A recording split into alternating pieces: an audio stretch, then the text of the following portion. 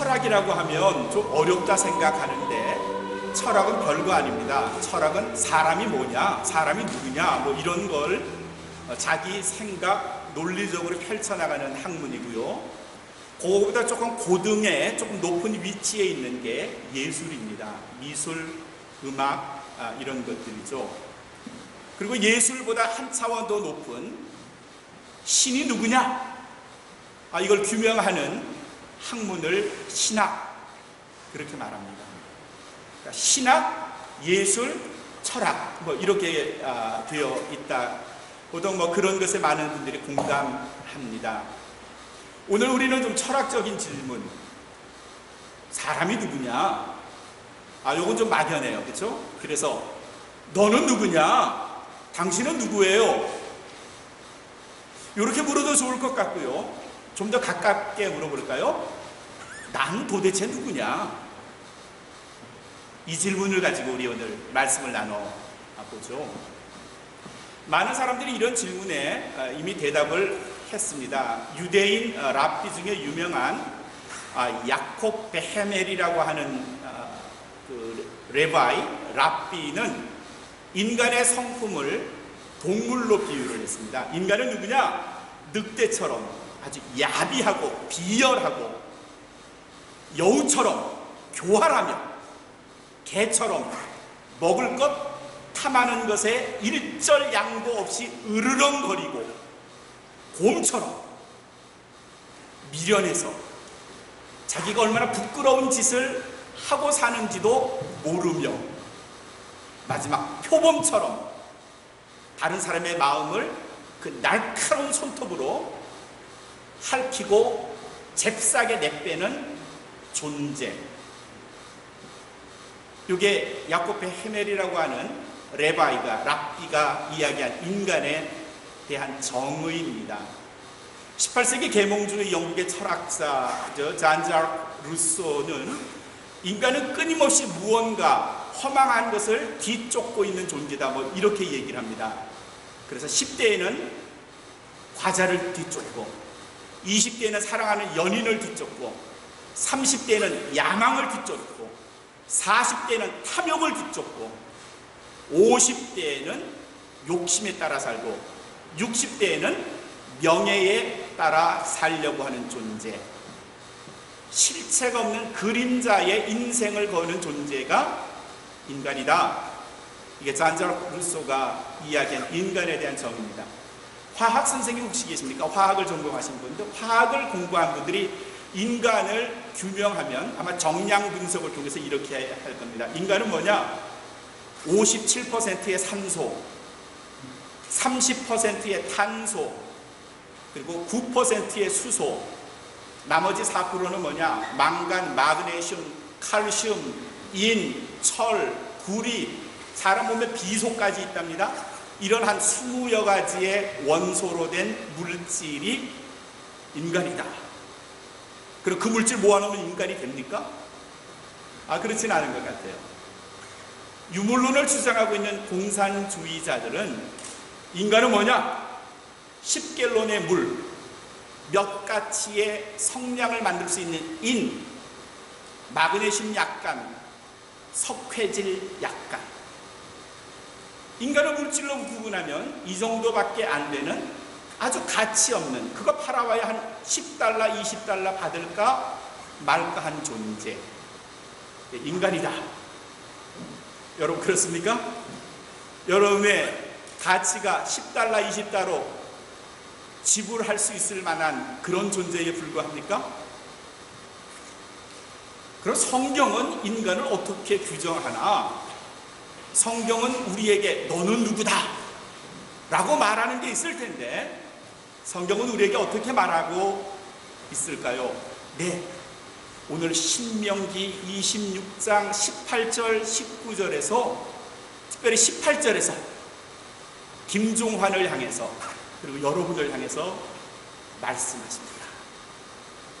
18절, 오늘날 지금 이 신명기가 쓰여진 것은 3000년 훨씬 전이지만 오늘날 2014년 오늘 8월 첫 번째 주일 오늘날 하나님께서 여호와께서 오늘날 너를 여러분 각각을 자기의 보배로운 백성으로 인정하시고, 인정했다는 말이 조금 뭘까, 이게 무슨 뜻일까 하지만 표준세번역에서는 이렇게 번역을 했어요. 보배로운 백성으로 받아들이시고 삼으시고, 하나님께서 여러분을 보배로운 존재로 삼아 주셨다. 그 말은요, 여러분 각각은 하나님의 보배로운 존재, the precious being, precious being, 아주 가치 있고요.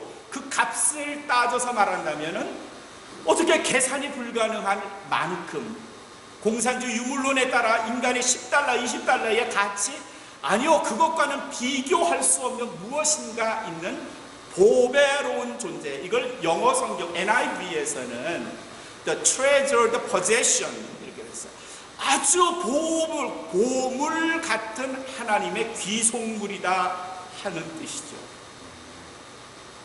여러분, 김종환 목사를 우습게 보지 마세요. 제가 누군가면요, 하나님의 뭐라고요? 보배로운 백성.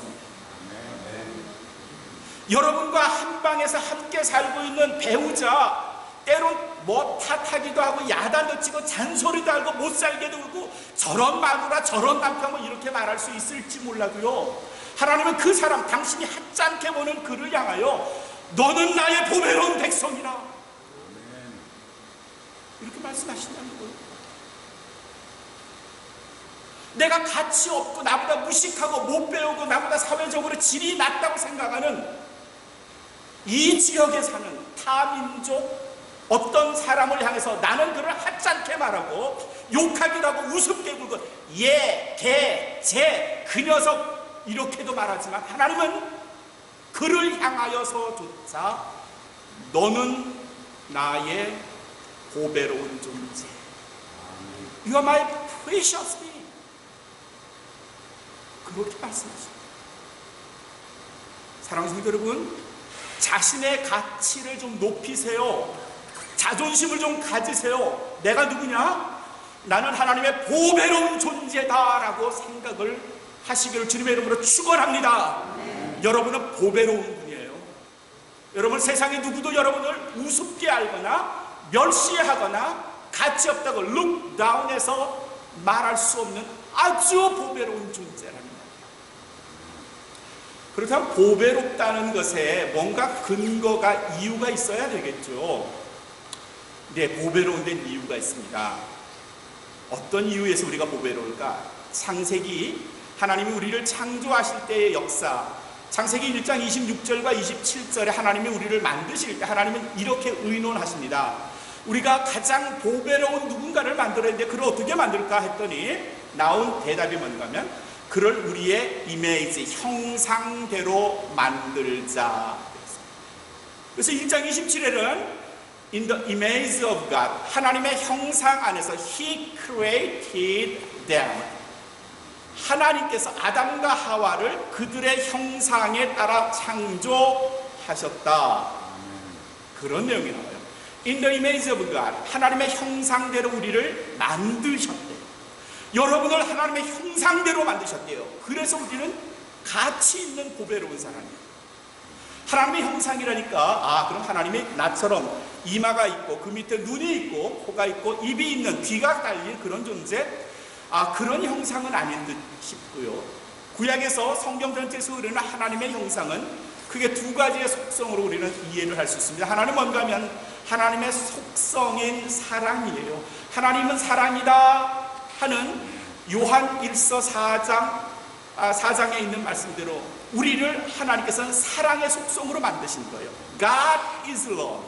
하나님은 사랑이다 하는 속성대로 우리를 만드신 거예요. 그래서 우리는 본연적으로 내추럴하게 가지고 있는 속성은 뭔가 하면 사랑하는 속성이에요. 나 시무시 성도님을 보면 안아주고 싶어. 이런 마음은 후천적으로 생긴 게 아니라 선천적으로 우리에게 주어진 spiritual DNA, 영적인 유전인자예요. 사랑하는 건 자연스러운 거예요. 그러나 비자연스러운 건 뭔가 하면 미워하는 거고요. 그거보다 더 비자연스러운 건 증오하는 거고요. 이거 하나님이 우리에게 주신 속성이 절대 아니에요. 후천적으로 우리가 학습을 통해서 받은 거예요. 누구한테? 하나님을 대적하는 자. 그 이름을 뭐라고 하는 거면 영어 성경에서 S-A-T-A-N, Satan, 그렇게 말해놨어요. 내가 누구를 미워한다, 시기하고 질투한다, 아 저거 보기 싫어 죽겠어. 예, 이런 마음은요, 하나님이 주신 마음이 절대 아니에요. 사탄이 여러분에게 억지로 쑤셔넣고 그렇게 하도록 강요된 영적 DNA, 그게 뭔가면 부패된 DNA. 우리의 근본적인 속성은 뭔가 하면 사랑이에요. 사랑. God is love. 두 번째, 우리가 하나님의 이미지를 가지고 태어날 텐데 그 하나님의 이미지는 뭔가 하면요, 요한복음 4장 24절에서 예수님께서 수가성 여인에게 하셨던 말씀 속에서 찾아볼 수 있는데, 하나님은 영이라 합니다. God is spirit. 우리는 영적인 동물이에요. 여러분은 영적인 동물이에요. 하나님의 형상인 사랑을 가지고 태어났을 뿐만 아니라 우리 안에는 영적인 것이 가득 차 있는 거예요.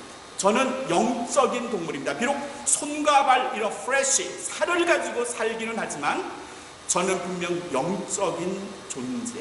여러분은 영적인 존재고요. 두 분은 누구냐? 영적 여행을 함께 하는 suitable partner, 가장 적합한 사람, 그게 영적 파트너 부부고요. 그런 의미에서 여러분은 영적인 존재. 영적인 존재의 의미는 뭐냐? 우리가 나중에 죽으면 뭐 귀신이 된다는 뜻이 아니, 그게 아니고요. 우리가 죽어서 우리의 life, 우리의 삶은 영으로 계속된다 하는 의미예요. 우리의 육신이 80을 살고 100살을 살아서 끝나서 썩는 게 끝이 아니고 우리의 영혼은 계속해서 존재하는데, 무엇으로 존재하느냐? 어떤 형태로 존재하느냐? 영으로 존재해요. 그게 하나님이 우리를 그렇게 만드셨기 때문에 In the image of God, 하나님의 형상에 따라서 He created us. 그가 우리를 그렇게 만들었기 때문에 여러분은 영적인 동물이에요. 영적인 존재예요. 그러니까 죽어도, 육신은 죽어도 여전히 어떤 형태로 여러분은 영적으로 사셔야 해요. 근데 문제는 하나님의 형상으로 사랑과 영적 존재로 태어난 우리에게 심각한 위기가 닥쳤어요. 이게 뭔가 하면 죄라는 겁니다. pollution. 우리가 오염된 겁니다. 우리의 욕심에 따라서 장자크가 얘기했던 우리 인생이 끊임없이 무언가 부질없는 것에 쫓아서 살다가 우리가 그만 오염된 겁니다. 여러분, 오염된 물 마시세요? 아니죠. 천만에요. 오염된 음식 잡수세요? 아니요. 천만에요. 근데 우리의 영적 상태가 오염된 겁니다. 우리는 polluted. 우리는 오염된 존재. 그런데 하나님께서 우리를 너무 보배롭고 존귀하게 여기셔서 우리를 오염된 채로 놔두지 않으셨어요. 우리의 피가 온통 오염됐었어요. 완전히 오염된 우리의 피를 갈아줘야 폐혈증에 걸리지 않는데, 썩어져가는 우리의 이 피를 주님께서 갈아주셨는데, 하나님이 갈아주셨는데, 하나님의 아들 예수 그리스도를 십자가 높이 매 바르시고 그를 죽이셨고 그의 흘리는 피로 우리의 피를 전부 다 갈아주셨어요. 그걸 우리는 구속이다 혹은 은혜다 그렇게. 베드로전서 1장 19절에 베드로는 그리스도의 은혜를 이렇게 말합니다. 오직 흠 없고 점 없는 어린 양 같은 그리스도의, 그 다음 말이 중요해요. 그리스도의 보배로운 피로 한 것이라. 베드로전서 1장 19절이 이 말이 뭔가 하면요, 그 앞에 18절을 조금 읽어보면 더 쉬워요. 18절은 이런 의미. 우리가 다 피로, 우리가 더러운 피, 오염된 피로 우리는 죽게 됐어요. 근데 이거 어떻게 할 거냐? 금과 은으로 우리를 구원할 수 있을 거냐? 우리를 구속할 수 있을 거냐? 아, 그럴 수 없고요. 금과 은으로 우리의 오염된 피를 갈 수 없대요. 그럼 어떻게 하면 갈 수 있느냐? 그래서 나온 답이 19절의 말씀이에요. 오직 흠 없고 점 없는 어린 양 같은 그리스도의 보배로운 피로만 우리가 구원을 얻었습니다. 사랑하는 성도 여러분, 저도 오염됐어요. 그래서 저의 spiritual being, 영적인 존재가 죽어가지만 하나님의 은혜로 저를 수혈시켜 주셨습니다. 그리스도의 보배로운 피가 제 몸 안에 흐르고 있습니다. 누구든지 그리스도를 믿는 사람들은 그의 몸 안에 그리스도의 보배로운 피가 머리에서 발끝까지 흐르고 있다는 사실. 그런 이유로 여러분은 보배로운 존재가 됨을 믿으시기를 주님의 이름으로 축원합니다. 보배롭게 창조되었을 뿐만 아니라 우리가 실수 많이 했거든요. 죽을 수밖에 없는데 하나님은 우리의 피를 통째로 갈아주셔서 수혈해 주셨는데 그리스도의 보배로운 피가 여러분의 영혼을 흐르고 있기에 사랑하는 성도 여러분, 이제는 우리가 영적인 폐혈증으로 인해서 죽지 않아도 된다는 사실. 그게 구원이잖아요. 아멘? 아멘? 그게 구원. 누구든지 예수 그리스도를 바라보라. Behold the Jesus Christ on the Christ, on the cross. 십자가 있는 그리스도를 바라만 봐라. 그러면 그가 그의 피로 너희의 부패된 피를 갈아주리라, 수혈해 주리라, 다시 살리라. 이게 복음이에요. 이게 사는 방법이에요. 그래서 Behold Jesus, 그리스도를 바라보는 겁니다. 사랑하는 성도 여러분, 우리의 더럽고 추한 피, 우리의 부패된 피, 썩어져가는 피, 이 피를 십자가 위에 계신 그리스도의 피로 수혈 받으시기를 주님의 이름으로 축원합니다. 그러면 우리는 또 다른 보배로운 존재로 태어난 겁니다. 그래서 저는 보배로운 사람입니다. 김종환은 아주 보배로운 사람입니다. 여러분, 그리스도를 믿는 여러분들은 아주 보배로운 사람들입니다.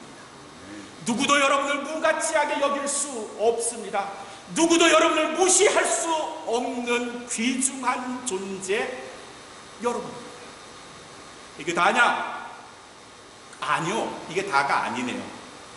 오늘 말씀 신명기 26장 19절 마지막 절 말씀해 보니까 하나님께서 우리를 보배롭게 만드신, 보배롭게 여기시는 또 다른 이유가 있는데 그게 뭔가 하면 여호와께서 너의, 우리의 칭찬과 명예와 영광으로 그 지으신 모든 민족 위에 뛰어나게 하신다.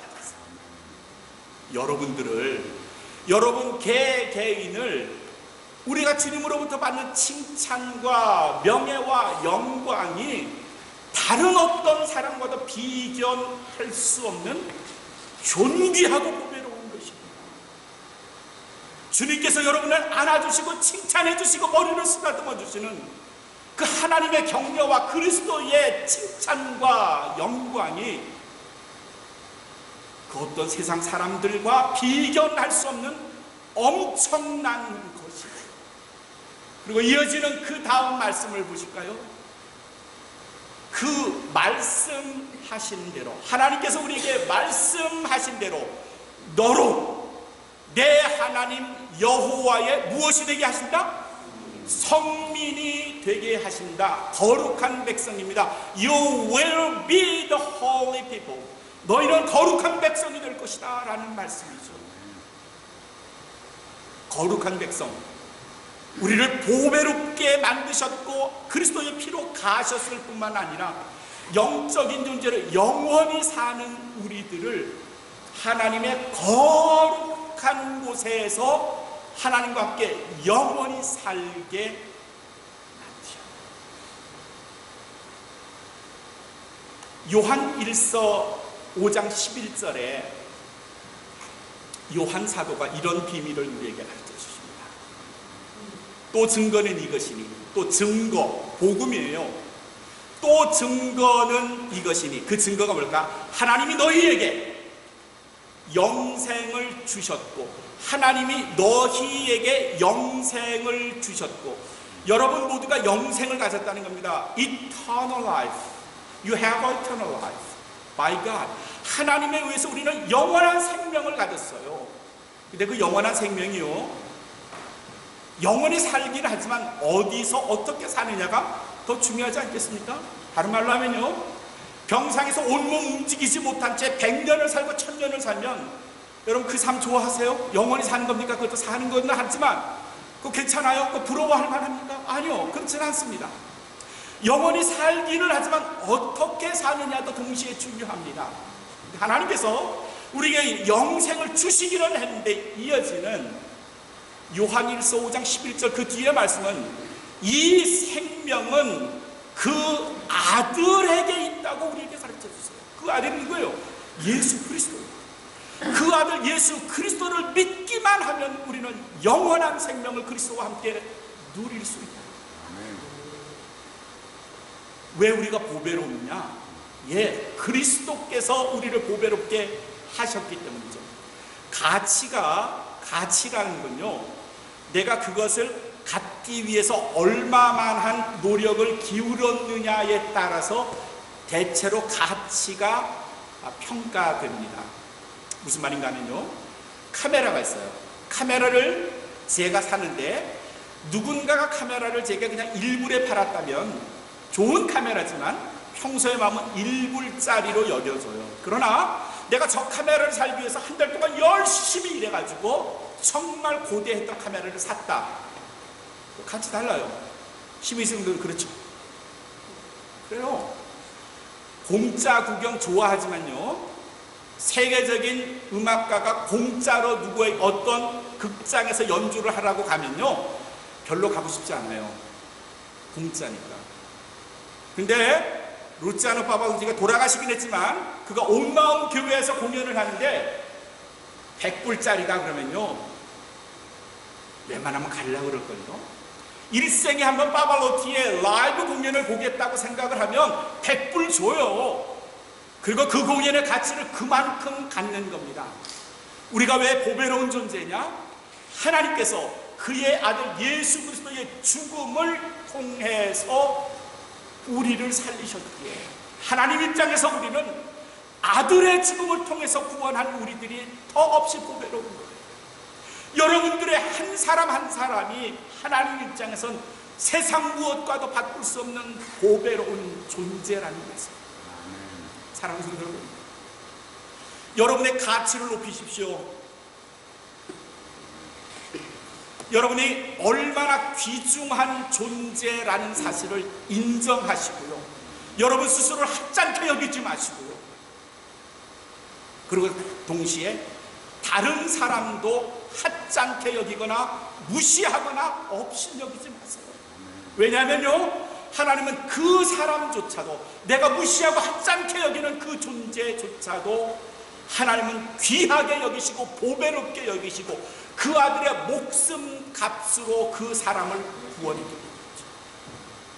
어느 누구도 세상의 다른 사람을 우습게 여길 수 있는 권리를 가진 사람 없습니다.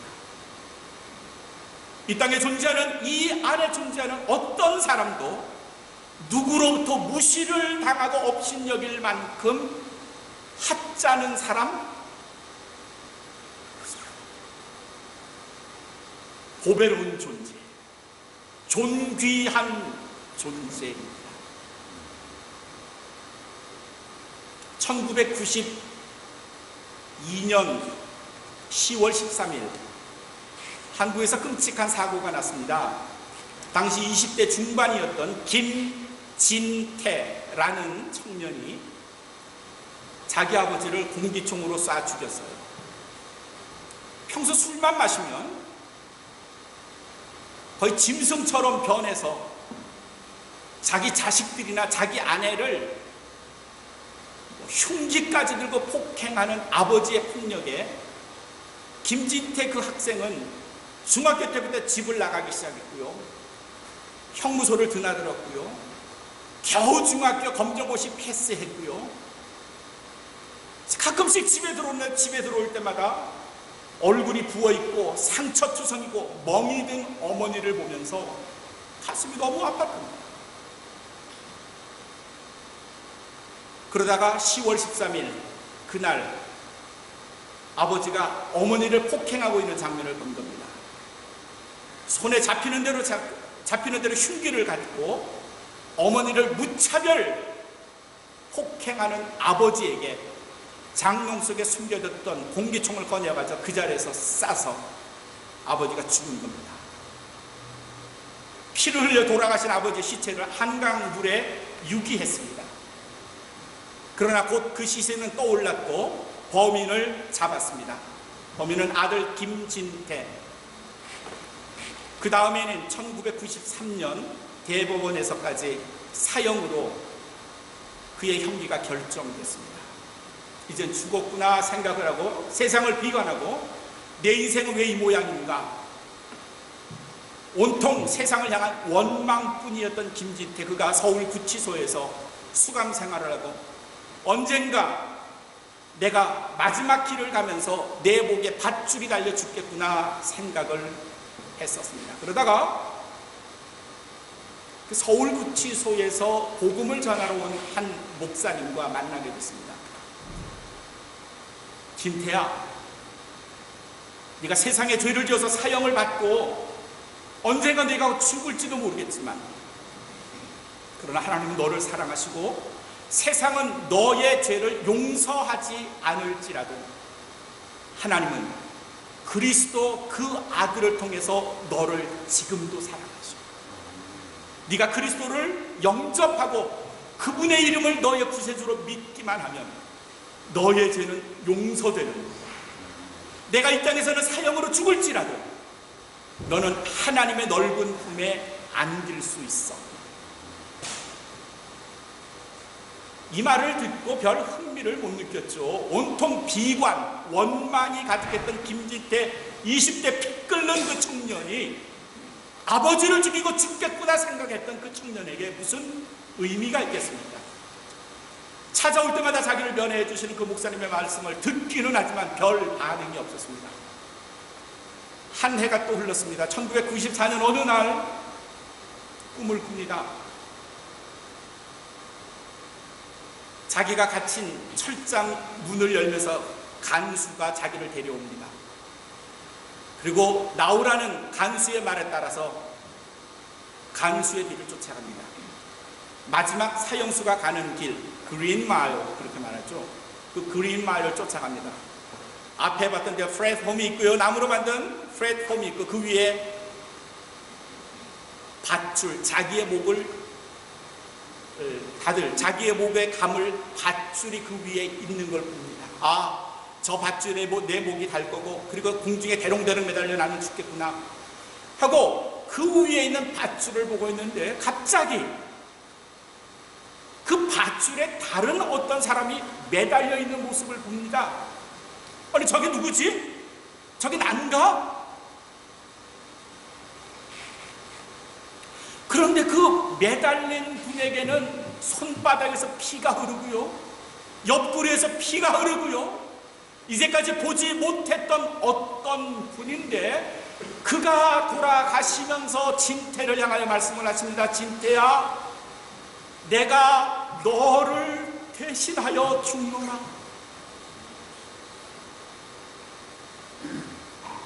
처음 보는 분이었지만 직감적으로 목사님의 말씀을 생각해보면 저분이 예수님이구나라는 걸 아는 겁니다. 그리고 말없이 목이 처져 있는 그분이 처져 있는 채로 하늘로 올라가시는 모습을 진태가 보는 겁니다. 그리고 그 꿈속에서 소리를 지릅니다. 예수님, 예수님. 그리고 꿈을 깼답니다.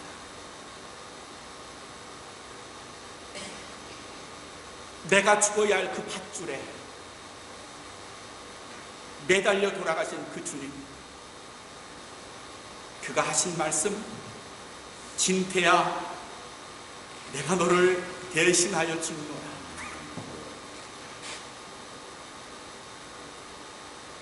자기는 세상에서 가장 버러지 같고 쓸모없고 태어나지 말았어야 할 영혼이라고, 인간이라고 생각했었는데 성경은 그렇게 말하지 않고, 목사님은 그렇게 가르쳐 주시지 않았고, 그리스도께서 그렇게 보여주시지 않으십니다. 신태야, 너는 존귀한 영혼이란다. 너는 보배로운 그리스도의 피로 구속된 사람이란다. 하나님은 너를 존귀하게 여기시고 보배롭게 여기셨어. 이 체험을 했던 1994년 이후 김진태 사형수의 삶이 바뀌기 시작합니다.